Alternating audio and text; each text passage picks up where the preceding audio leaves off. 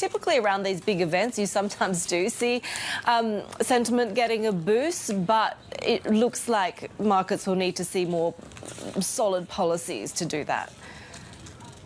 Yes, exactly. And Goldman's analysis really centers on the key thing that historically growth momentum leading up to these big political meetings has been strong. And this is very much not the case now. We're not in a typical historical moment for China when it comes to the economy and, of course, when it comes to market sentiment is particularly weak. And what Goldman's saying is that the status quo really suggests that COVID-0, the property downturn, all of that will continue. And they don't expect a big policy shift immediately after Xi Jinping is expected to secure that third term. No wonder we're seeing the pessimism across Chinese assets, right? This chart on the Bloomberg showing how the Hang Seng China Enterprise Index is so close to that 20% downside from its June peak.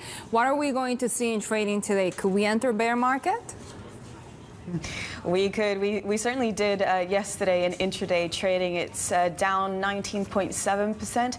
Now, this is the second bear market. This would be the second bear market for this index this year. And it really shows, it really kind of captures the mood that has been in Chinese markets this year. And if we do take out that March, you can see there on the chart that mid-March low, that's when sentiment in Chinese assets was the worst it had been in years.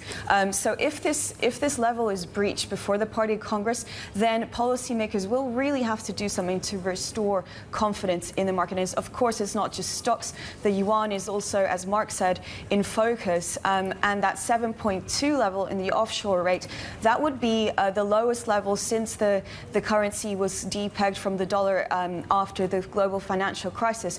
And anything beyond that is really uncharted territory for the currency.